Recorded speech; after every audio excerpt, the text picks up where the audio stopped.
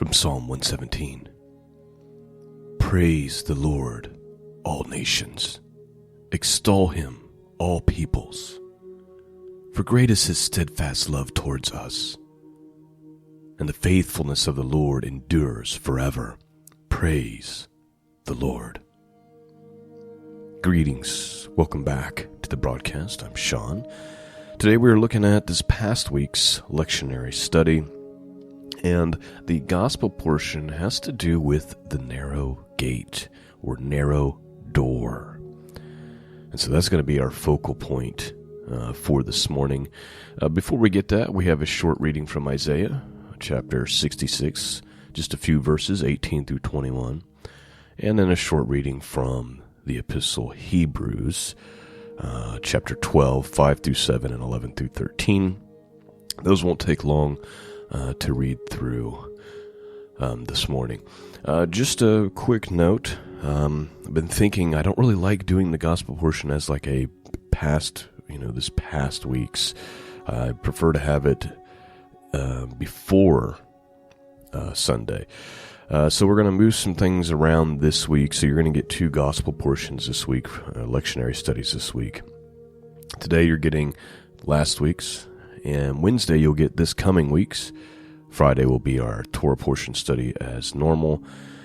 And then the following week will be on that schedule, and our prophet study, which happens to be the book of Ezekiel, will start being on Mondays. And that's just kind of how it's going to flow for the time being, and we'll see how that goes.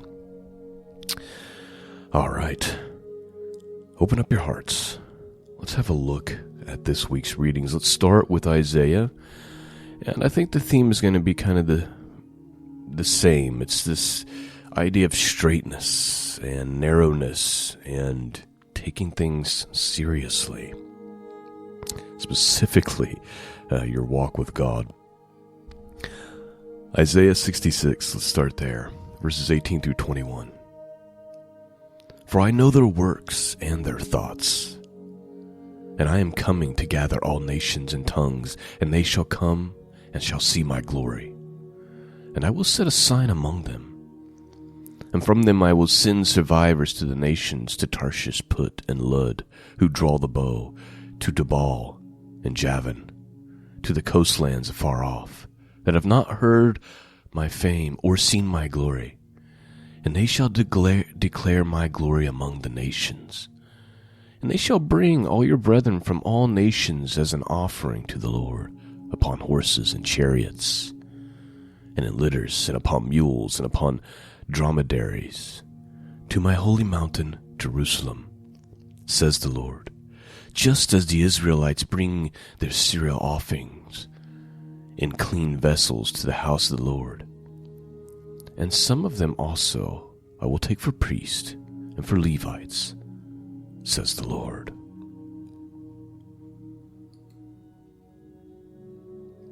Hebrews chapter 12, verses 5 through 7 and 11 through 13. And have you forgotten the exhortation which addresses you as sons?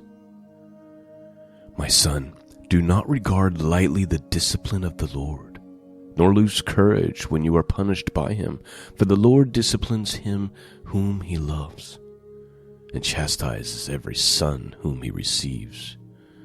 It is for discipline that you have endured. God is treating you as sons. For what son is there in whom his father does not discipline? For a moment all discipline seems painful rather than pleasant. Later it yields peaceful fruit of righteousness to those who have been trained by it. Therefore, lift your drooping hands and strengthen your weak knees, and make straight paths for your feet, so that what is lame may not be put out of joint, but rather be healed.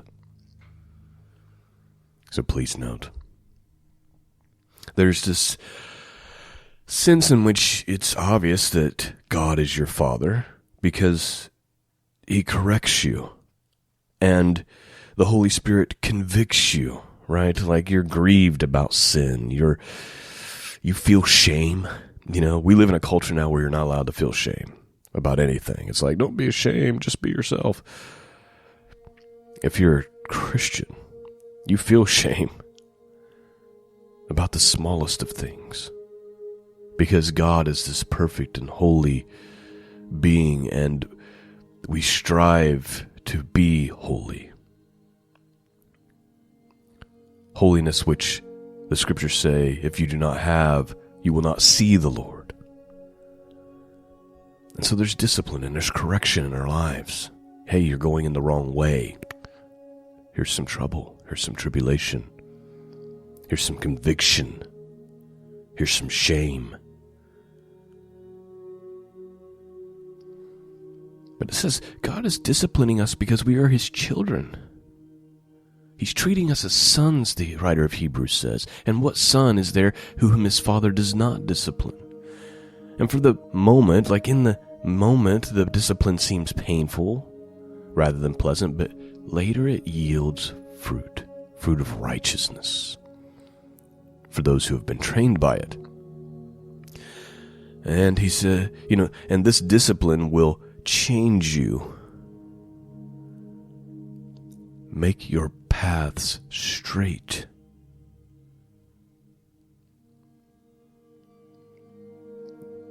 This is important. Choose the narrow road. Narrow is the way. Difficult is the way. Which leads us to our gospel portion, our focal point.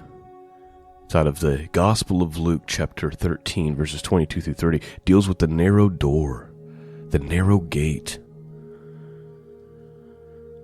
Open up your hearts this morning, because I think this is a lot more serious, and there's a lot more accountability than what most would like to believe. Let's have a look. Starting with verse 22. He went on his way through towns and villages, teaching and journeying towards Jerusalem. And someone said to him, Lord, will those who are saved be few? So please note, it's the question. How many is going to be saved? Is it going to be just a few? Like how small is this number? And he said to them, strive to enter by the narrow door, for many, I tell you, will seek to enter and will not be able. When once the householder has risen up and shut the door, you will begin to stand outside and to knock on the door, saying, Lord, open to us. And he will answer you, I do not know where you come from. Then you will begin to say, we ate and we drank in your presence, and you taught in our streets. But he will say, I tell you, I do not know where you come from. Depart from me, all you workers of iniquity. There you will weep and gnash your teeth when you see Abraham and Isaac and Jacob and all the prophets in the kingdom of God, and you yourself thrust out. And men come from east and west and from north and south and sit at the table of the kingdom of God, and behold, some are last who will be first, and some are first who will be last.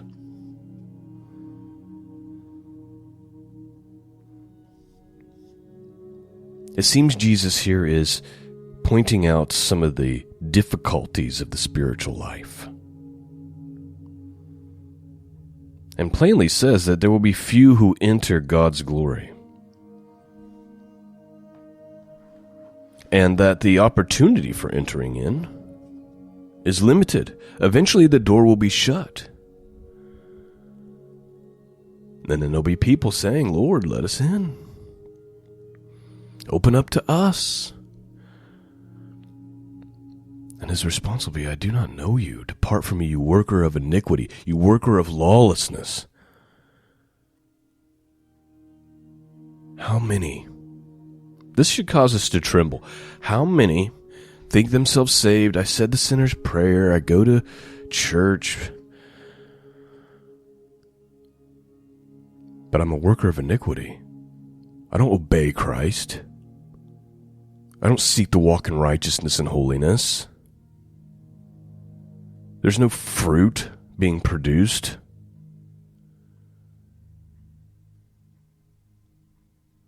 Jesus said many will strive to enter. Many.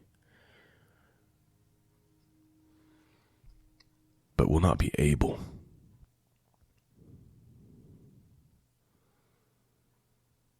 And they're going to be cast to a place where there's going to be weeping and gnashing of teeth. When they see Abraham and Isaac and Jacob and all the prophets of the kingdom of God, but they themselves will be thrust out.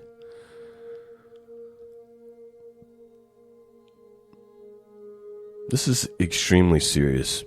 And, I'm very unpopular because I believe that faith and works go hand in hand. I just don't. The scriptures clearly teach this. Jesus clearly teaches this. The apostles clearly teach it.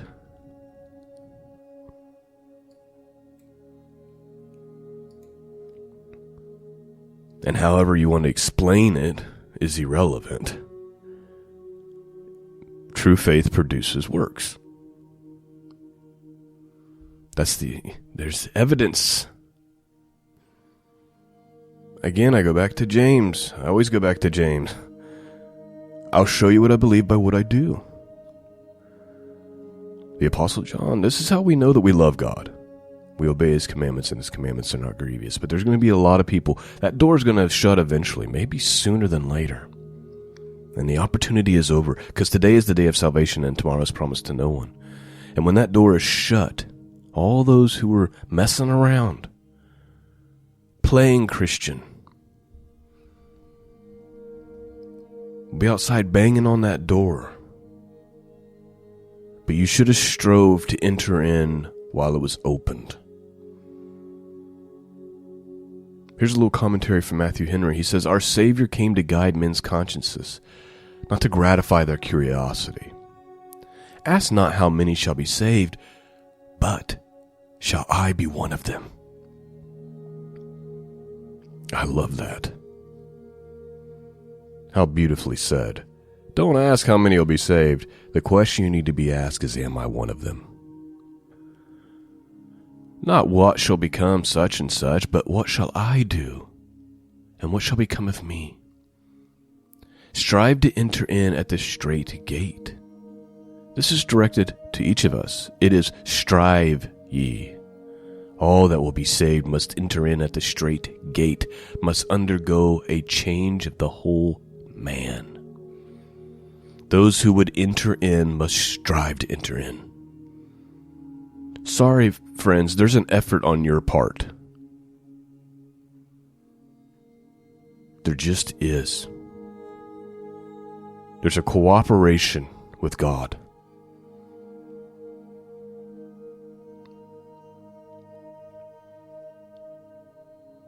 Strive to enter in. Do not take this lightly. Take your walk with God seriously. As the Apostle Paul says, work out your salvation with fear and trembling. Examine yourself and see if you truly are in the faith, he says.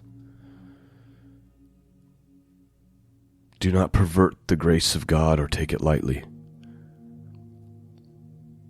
So many trample the blood of Christ under feet.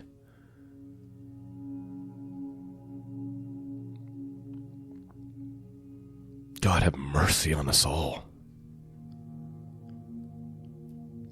Help us to see how precious this gift really is.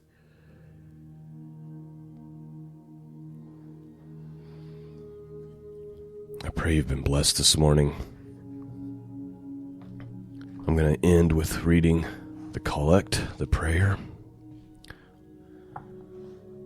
Let's open up our hearts one more time.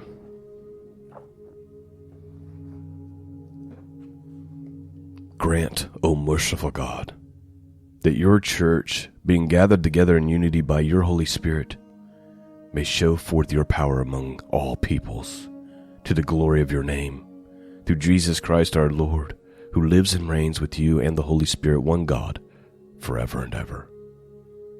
Amen. Thanks for listening, my friends. Peace and grace be with all of you. And until next time, God bless.